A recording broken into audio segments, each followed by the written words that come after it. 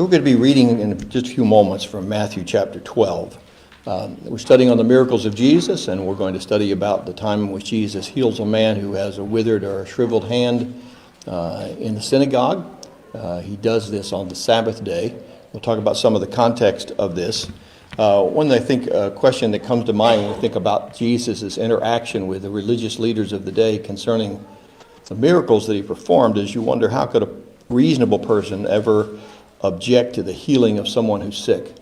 How is it that someone could say, wait a minute, you shouldn't have done that, or that wasn't right? If you actually heal someone, you make the blind to see or the lame to walk.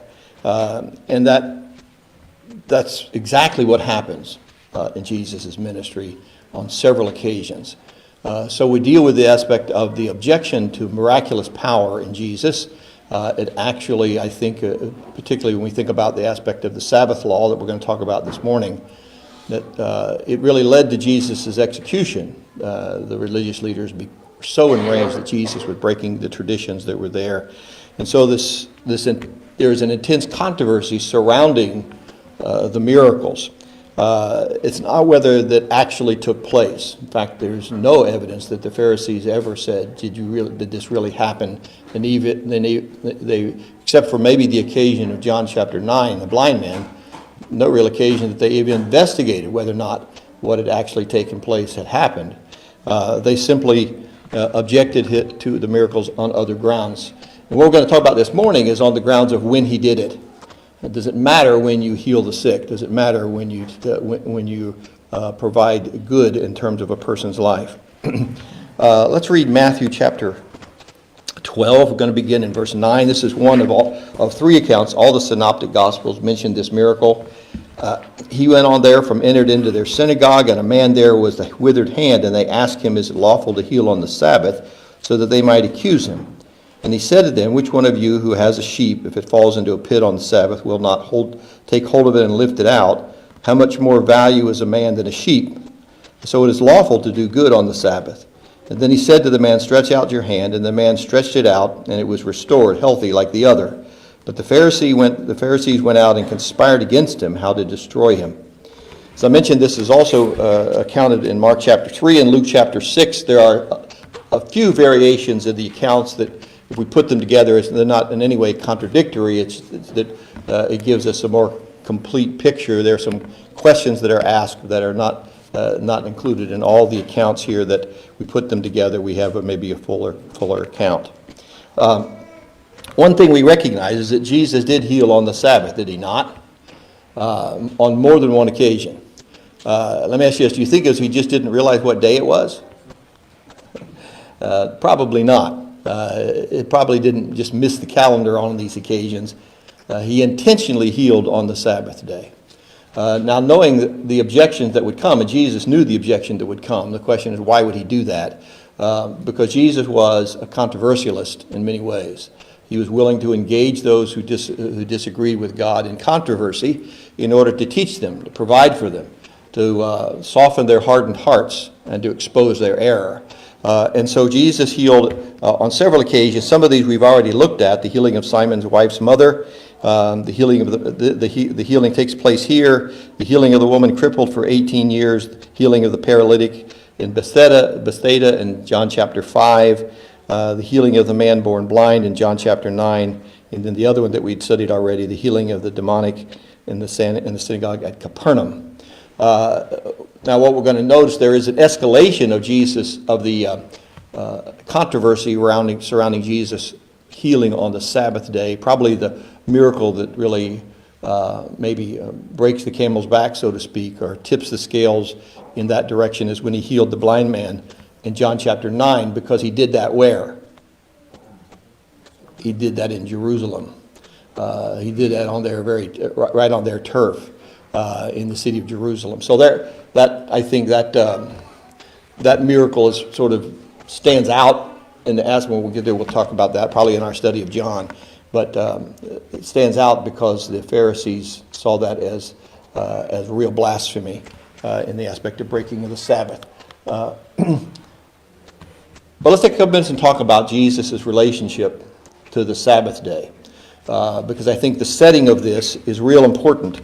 in the context of none of this miracle, but Jesus' answers. Understanding Jesus' answers is real important to to coming to a conclusion to whether or not did Jesus really break the Sabbath? Did they have something on him here? Or in what way did he relate to the Sabbath law as it was intact in his own day when Jesus was living? My clear conviction on this is that Jesus, of course, did not break the Sabbath law as given by God, and that the Jewish leaders had so traditionalized, or I don't. That's not the right word, but the idea that they had erected a wall of tradition around the Sabbath law within the Mishnah that became so intense in their teaching that the things that the Pharisees said, the Jewish leaders said about the Sabbath, were more important to the people, certainly to the religious leaders, than what the law actually said. The law got covered up with tradition. And think about, well, how bad was it? I don't know if that's the right way to say it, but the idea of how structured was the Sabbath law in Jesus' day. John MacArthur, in his commentary, gives, I think, a synopsis of that, and some of these things you may be familiar with in terms of understanding the traditions that surrounded the keeping of the Sabbath, that the oral law that was passed down then became an erection of a wall around the Sabbath. The important thing was that you not break the Sabbath in any way. That the law of the Sabbath was pretty concise in the sense that you shall remember the Sabbath day and keep it holy. And then he says you should do no work. And they, of course, spent a lot of time translating the different ways in which that Hebrew word was to be understood. And then there's some examples, a few examples in the old law of where individuals were punished. So the man picking up sticks on the Sabbath day was put to death. The prophet spoke about the aspect of carrying a burden, that you break the Sabbath because you carry a burden. And that was a very big part of it. And then the whole concept of the aspect of what was involved in work and what constituted a burden became the fodder for the interpretation of that. So some of the things that were considered the traditional breaking of the Sabbath, the basic limit for travel was 3,000 feet from one's house. You could travel 3,000 feet from your house. Beyond that, you were working. You were carrying a burden. In the aspect of this, there was exceptions that were provided. If you had placed some food within that 3,000 foot, then you could claim that food constituted your home, so you could go another 3,000 feet. And if you put articles from your home within that limit, then you could extend that limit of what was considered your house. And a Jew could not carry a load heavier than a dried fig. If an object weighed half that amount, he could carry it twice. He couldn't wear false teeth because the weight of the false teeth was a burden. The idea that it could not eat anything larger than an olive, even if you tasted half an olive, found it to be rotten and spit it out, that half counted.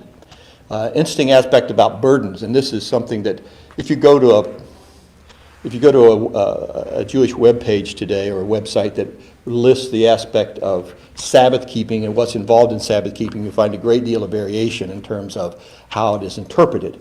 There are more liberal approaches, obviously, within Judaism as to what it means to keep the Sabbath. And many of the places you would go, they would say, well, you just need to rest and have a good day and spend time with your family. Other more orthodox sites will present this aspect of a codified law, such as you would have found in Jesus' day among the Jewish leaders, where it would give you specific circumstances and the application of that circumstances.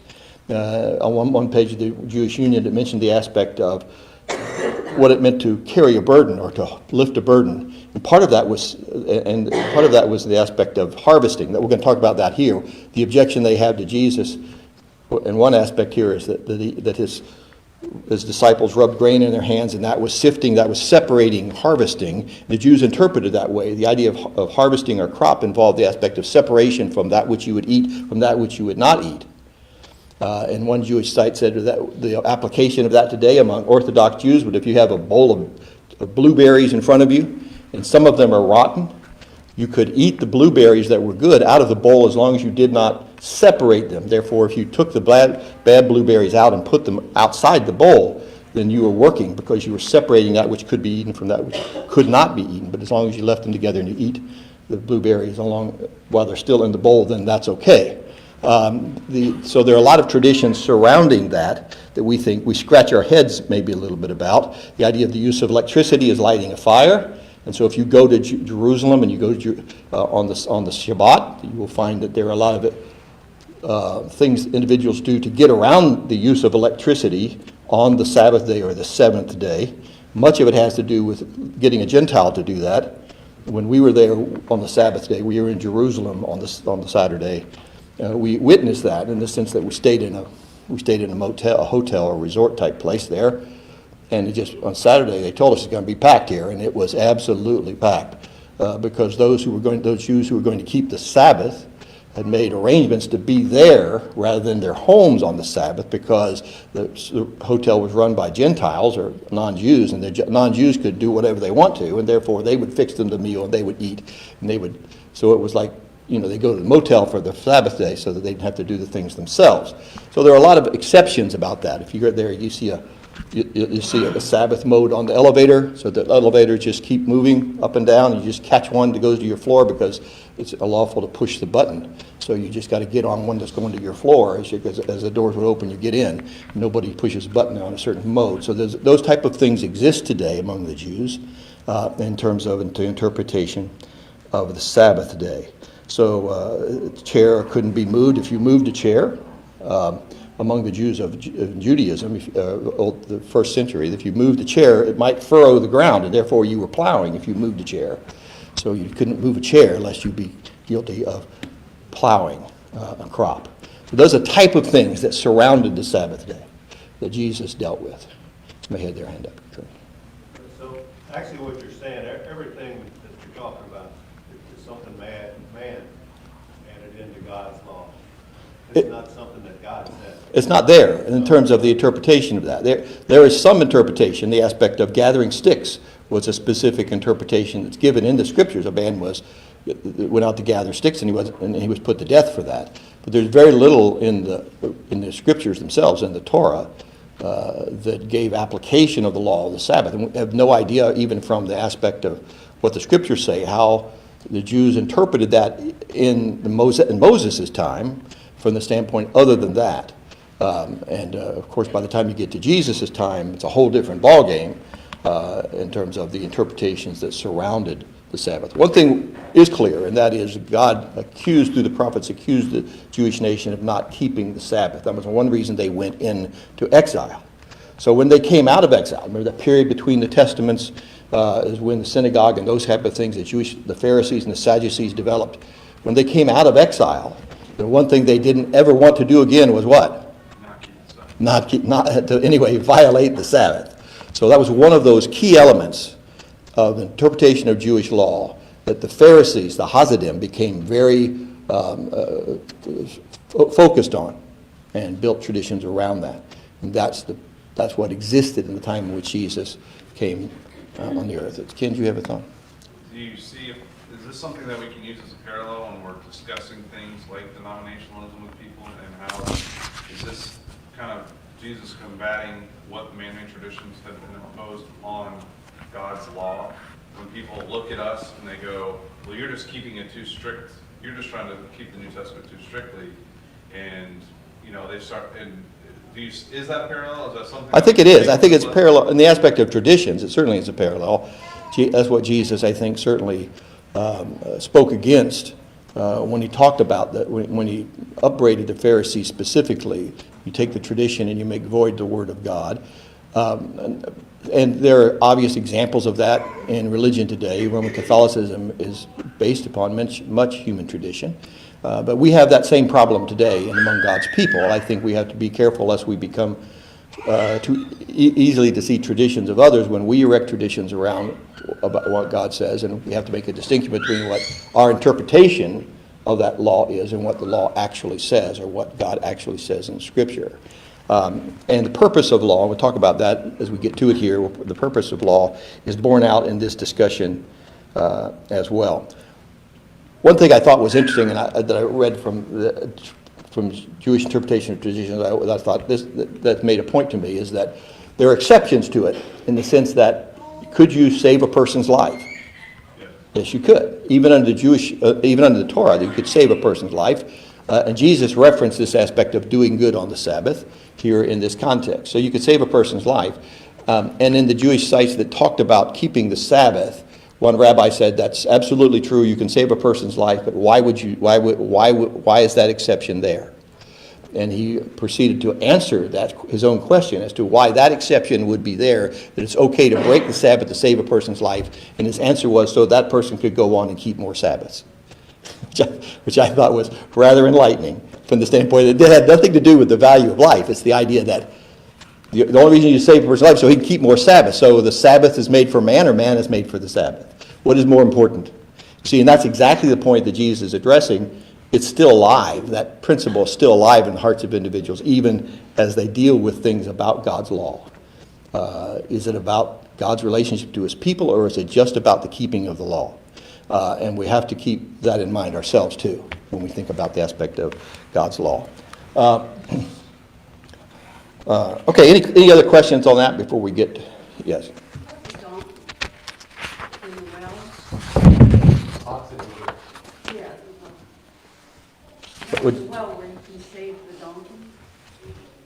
Yeah, it was right. It was right to. You're saying was it right to get an animal out of a situation? Sabbath, yeah. Absolutely. So that would be even more specific to something they would understand if their Bible is as well. So I never got it when they complained about the Sabbath, with the Pharisees.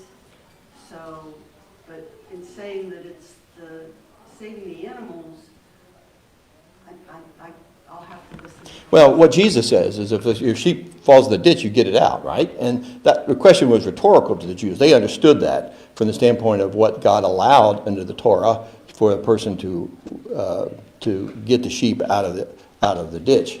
But then his corollary to that is if that is true, then isn't a man worth more than a donkey, or the man worth more than a sheep? It's an ad hominem aspect. If this is true, then this is true, because you see a man is more valuable than a sheep.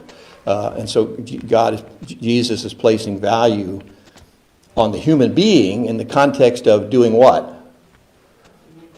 Doing good, right? Doing good, as opposed to doing evil. They were accusing Jesus of healing people, and by healing people, he was doing evil. And I think that Jesus takes it right to the heart of that. Another element of this, I think, is interesting in terms of looking at Jewish interpretation of the Sabbath day, even today in keeping the Sabbath, that any items that could not be used on the Sabbath because they would be items that you would use to do work. And there's a broad definition of the aspect of work in Jewish interpretation, and we'll not get into that. But anything that you would use on that day, one of the hedges of that was that you could not touch that thing during the day.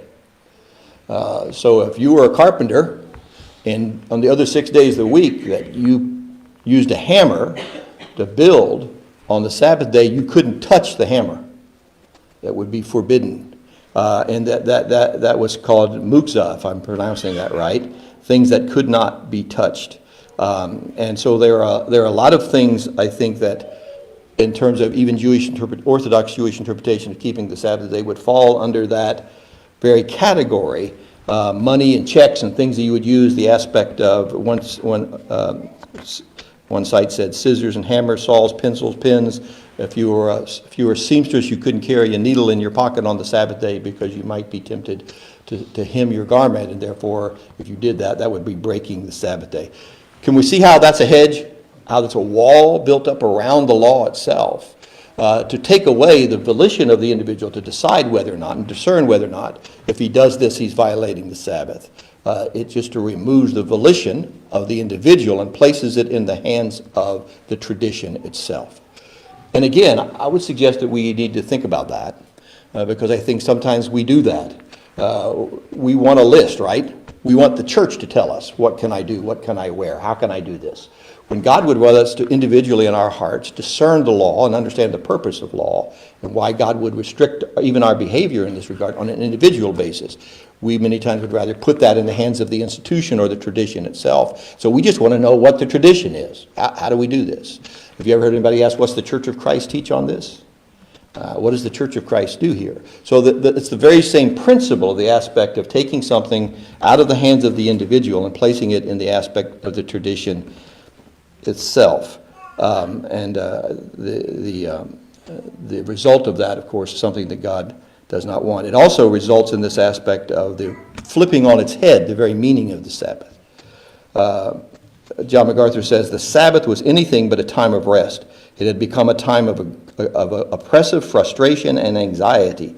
Keeping the Sabbath was still a binding ceremonial obligation for Israel, but most Jews had little idea of the original purpose of the Sabbath or how God intended it to be honored. Instead of being a day of rest, it had become a day of incredible burden. He's talking about the time of Jesus. So Jesus says to the Pharisees, you bind things around people's necks you're not unwilling to do yourself. You take someone who's a child of God and make him fourfold the son of hell because you burden him with things he cannot keep. And I think that's certainly what we need to recognize in terms of what Jesus dealt with during that day. Okay, let's go back to the account in Matthew chapter 12 and look at the setting here, because I think the setting of this parable and the thing what happens right before this help us to understand what we've been talking about, and then we'll get to the miracle at the end. At the very end, the miracle, I think, is really in some ways almost a side note to the teaching that goes on. Sometimes we find that, and why Jesus would heal on the Sabbath. All three accounts depict this aspect here of what would take place, what was taking place before Jesus actually healed the man with the withered hand. If I can get to the passage here, I thought I had it written down here.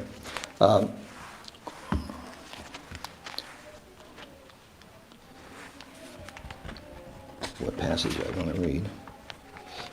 Beginning in verse 1. Let's read Matthew's account. I had Mark's up here, but it was Matthew's account.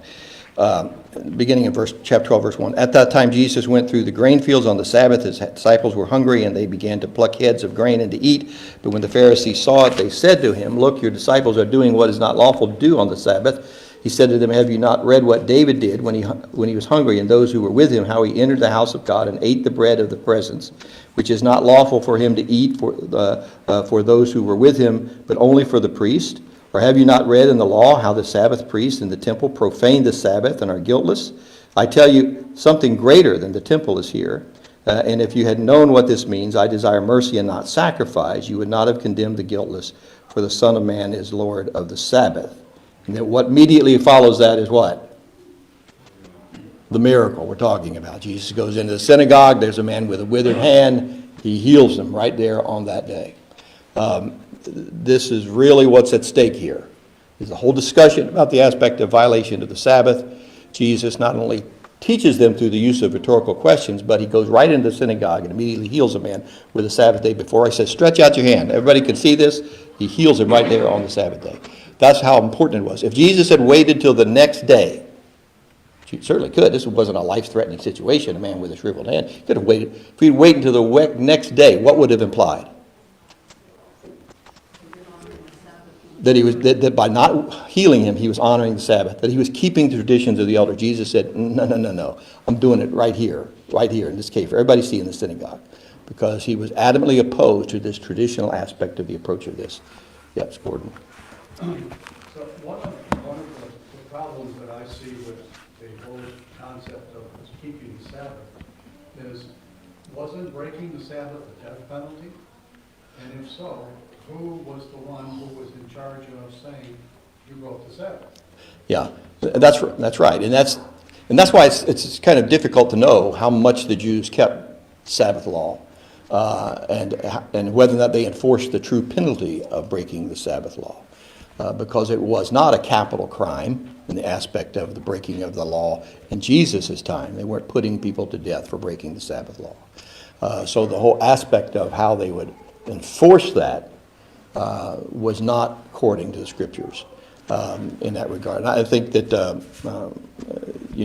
Jesus doesn't deal that specifically, but it's a part of this aspect of the traditions that surrounded the law, that the punishment for the law was, for the breaking of that was also incorporated into their traditions. It may have been that that's what they wanted to do. They wanted Jesus to accuse him of breaking the Sabbath in order, therefore, to make it so that they could put him to death. But the Jews at that time didn't have the power to do that. It would have to be the Romans that would enforce that, or some secular ruler rather than the Jews themselves. So that's an interesting part of this, is whether or not they were deeming this as a capital crime in Jesus' case, so to speak. So to continue on, was there a sect established, like I guess the priests, who were the ones who enforced the Sabbath, or was it all supposed to be, your own internal obeying or disobeying? Well, I think they were policing the folks. Whether or not they were, I don't know that there's any evidence, at least I'm not aware of any evidence that they were enforcing it with the death penalty, the priest or the religious leaders, the Pharisees. But they certainly were policing it among the people, I think, within the context of the synagogue and the teaching that was there, that this is what we expect of you, and the things that would surround that. I don't know if that answers the question or not. No, I just see I see the situation that they thought they were in. This was a serious law, and if you break it, but there was no, like I said, there was no listing of, if you do this, then this happens. If you do this, it was all just very, very generic. Don't break the Sabbath. Well, I would understand is that they were teaching specifics within the teaching of the synagogue.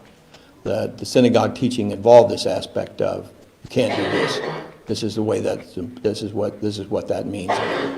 In the aspect even of the grain itself, was that considered to be a violation of the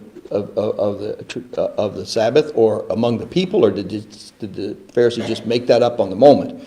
I think it was considered to be a violation.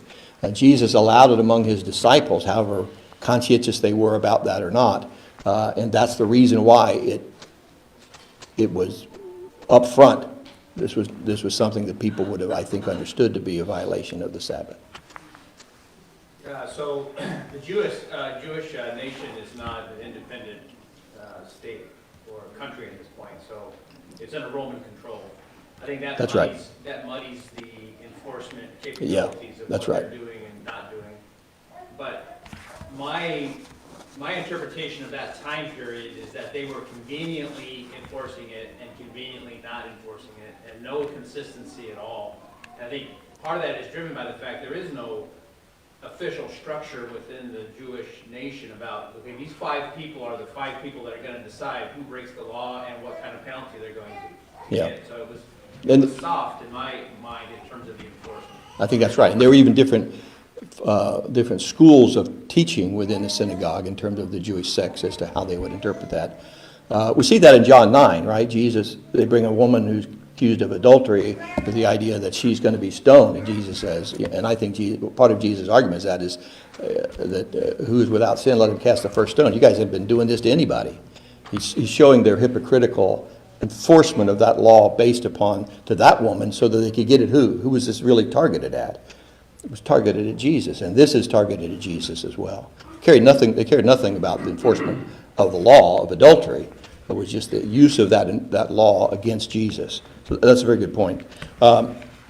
So what in the context of this, you see, after the disciples are accused of the sifting of the grain, look, your disciples are doing what is not lawful to do on the Sabbath day, and they see this as a break of the traditional law. And Jesus' answer to that is, have you not read? So what's he want them to do?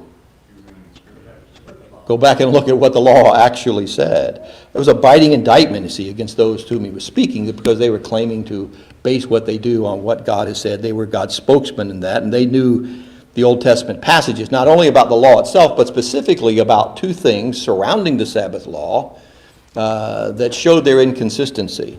And so his argument consists of 2 examples in Scripture.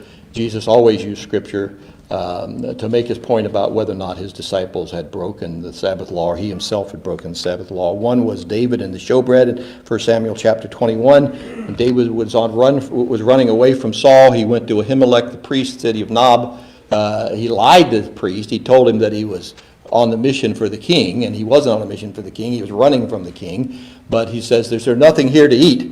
And Ahimelech says, the only thing that's here is the showbread that we're taking off of the table from the past Sabbath to put on the new table. And the showbread then was only to be eaten by the priest within the sanctuary, and that was a violation for others of the law for others to eat that bread. And Ahimelech says, well, if your men have kept themselves pure and they're not ceremonially unclean by being with women during this period, then I'll give you the bread. And he gave David 4 loaves of the bread, and they ate the bread. And that's the situation that Jesus brings up here. Do you not remember that David broke this, this commandment? It may even be that what he's referencing here took place on the Sabbath. It talks about in the context that it was the day that the bread was taken away. So it may have been that this actually happened on the Sabbath day that David appeared there. But he's talking about the aspect here that there was an exception made to the law about the eating of the showbread when Ahimelech gave the bread to David. Now, why did he give the bread to David? Because he was hungry. His men were starving. And so he did it as an act of mercy. He did it to help David and his men as an act of mercy. I'm kind of convinced that Ahimelech thought he was also helping Saul in his mission, because he thought David was on a mission from Saul, and he thought David was Saul's right-hand man when actually he was Saul's enemy. But he gives him that bread. And then Jesus' second, and this is in Matthew's account, his second argument turned to the example of the priests and their work in the temple on the Sabbath day, that certainly there are sacrifices to be made on the Sabbath day, numerous sacrifices, and so the priests are also very active on the Sabbath day, lifting things and doing things that the Jews would have accepted. The Jews, certainly of Jesus' day, would have thought were violations of the Sabbath, but they were working because, you see, the Sabbath law was superseded by the sacrifice or the temple law. That, you can't work on the Sabbath, we have to give sacrifice on the Sabbath, therefore somebody's got to do something. So the priests were exempted, and Jesus is pointing that out, that they profaned the Sabbath. I think he's saying there, by even certainly your tradition, they profaned the Sabbath, but they are held guiltless because there is an exception to that Sabbath law in the aspect of the sacrifice law. Now, how do those two examples fit? And again, we're moving along here from the standpoint of looking at the miracle, but I want us to see the setting here, is that Jesus says it himself when he quotes Hosea 6 verse 6 and says there that I desire mercy and not sacrifice. Go and learn what this means. I desire mercy and not sacrifice. That mercy towards the needy was more important than the regulation regarding the holy bread with David. That Ahimelech gave to David because he was hungry, and that was the only bread that could be eaten, therefore gave him the holy bread. The aspect of working in the temple was that temple law superseded the law of the Sabbath. And then Jesus says, and using that example very cleverly, that something greater than the temple is here. And what is that? Or who was that? That's Jesus. So who are these disciples? Who are they working for? Working for someone greater than the temple. And so if the priest can work in the physical temple, then my disciples can do what they're going to do on the Sabbath day to serve me. And so I think that's his argument in the aspect of the temple. Now, can you get in your mind how heretical that was to the ears of the Pharisees, that he would say that someone was something greater than the temple is here, and that's his argument as to why his disciples can profane the Sabbath in their minds, is because they were serving him in this regard. And so I think 12 verse 6 is a very powerful passage there. And then Jesus goes a step further when he says that he is what? He is Lord of the Sabbath. Not only are they right because they serve me, but the whole Sabbath law, I'm Lord of the Sabbath law. Jesus, I think, is certainly making a point towards his divinity and his identity in the context of explaining why, of his relationship to the Sabbath law. Jesus brings the discussion down to his own identity as the Son of God. And I think that's an important element of that. So Jesus is God. God's the one who gave the Sabbath law, and the Sabbath law was for the purpose of doing what? Good or evil? Doing good. So Jesus' question when he gets into the synagogue, before he does the healing, he asks the question, right? He says, is it lawful to do good or to do evil on the Sabbath day? Now, does he know what he's going to do? What he's getting ready to do? Yeah, he knows what he's getting ready to do. He's getting ready to heal this man. So he wants them to know up front. He wants them to put in their mind up front, okay, what am I going to do? What am I doing here? Something evil? You think what I'm going to do is evil. What I'm really going to do is something that's good. Is it okay to do good on the Sabbath day? In this aspect, and so I think that's part of what is involved here in Jesus' argument about that. Matthew chapter 12, verse 7, he just says, I desire mercy and not sacrifice. These are the three of the principles I think that apply to Jesus applies to the Pharisaical interpretation of the Sabbath. One is that he desires mercy and not sacrifice. The purpose of the law is not just the aspect of the law itself. There's a principle behind it. And again, this is a discussion, maybe takes a lot longer than we have, but if you go over to Hebrews chapter 4, I think certainly what the Hebrew writer says is that Jesus is our Sabbath. That the whole idea of the Sabbath law is that God was going to bless his people. He's going to provide rest for them. And so the Sabbath law to the Jew was to understand this is what God is doing good to us. So if God is doing good in giving us the law, then should we do good in the exercise of keeping the law? Absolutely. We shouldn't turn it into something that we think is where people are accused of doing what's evil when they're trying to help other people on the Sabbath day. And so he says, I desire mercy and not sacrifice. The Sabbath was made for man, not man for the Sabbath. That goes back to the principle we said before. It's not the law above the man, it's the law for the man that establishes that. And then in verse 8, therefore the Son of Man is Lord even of the Sabbath.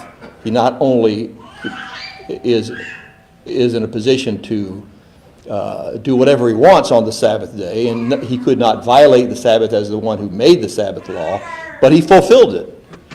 He completed it in the aspect we talked about, Hebrews chapter 4, Colossians chapter 2, no man judge you in relation to the Sabbath because you see greater than Sabbath is here. Now let's go back to the miracle itself.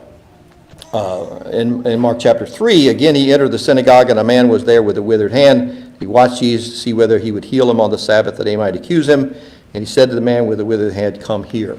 So they watched Jesus, see whether he was going to do this. And Jesus sets the stage. He doesn't cower away from this. He sets the stage for where he's going to enforce what the discussion he just had with the Pharisees in the grain field. He's going to discuss that in the confines of the synagogue here. So they're watching him to see whether or not he would heal on the Sabbath day. And he said to them, is it lawful on the Sabbath day to do good, to heal, or to kill? The idea that we mentioned before is this aspect here of what's the character of Jesus' work here in healing. It's good. It's not something that's bad. And we might also notice the text tells us that Jesus knew what was in their hearts. He knew what was in their minds. And later he confirms the Pharisees were plotting to do what? Kill him. So here we are on the Sabbath day, and Jesus in the synagogue with the Pharisees are there, and he says, okay, what should we do on the Sabbath day? Should we give life or should we kill?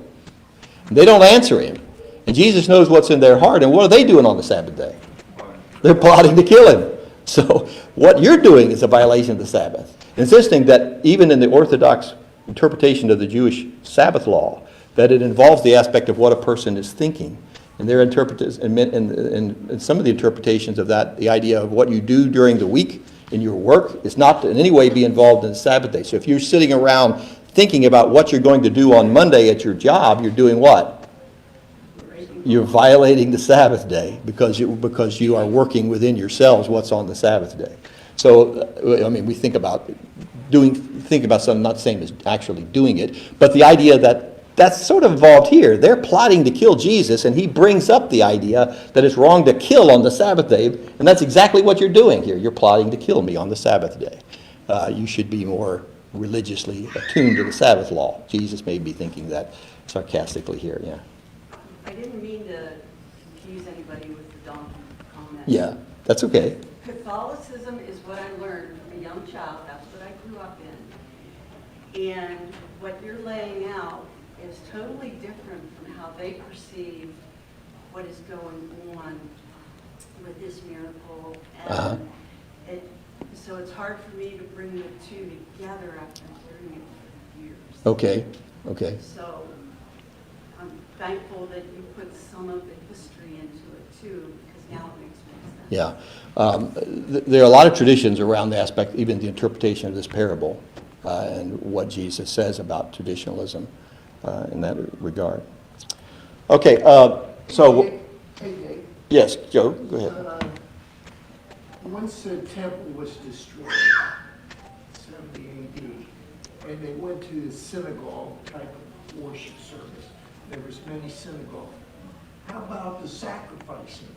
Did they still do any sacrificing?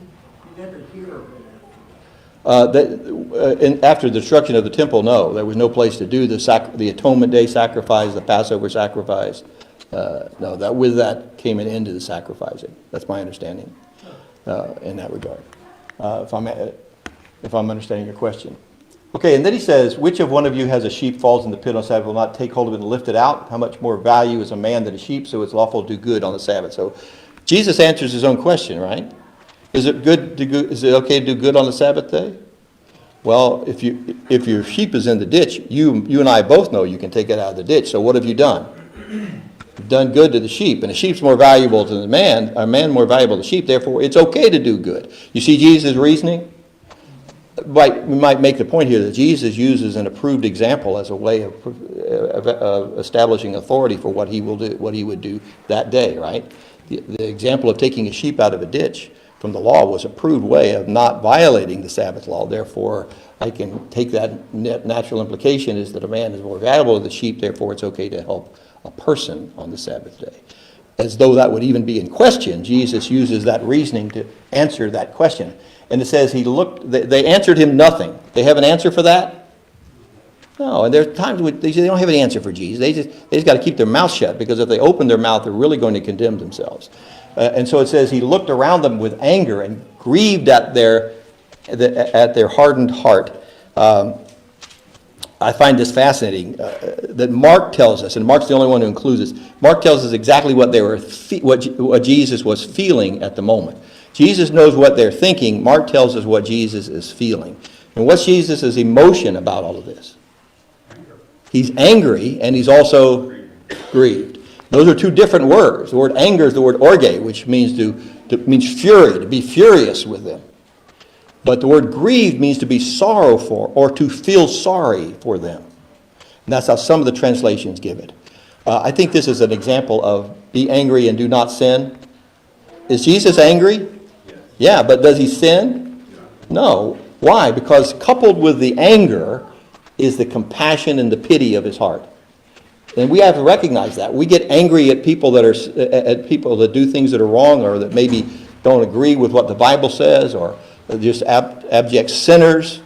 We have to recognize anger itself at the presence of sin is not wrong, but it must always be coupled with compassion towards those who are practicing that sin, those who hold those ideas. So Jesus is sorry for them because they have hardened hearts, because he can't reach them.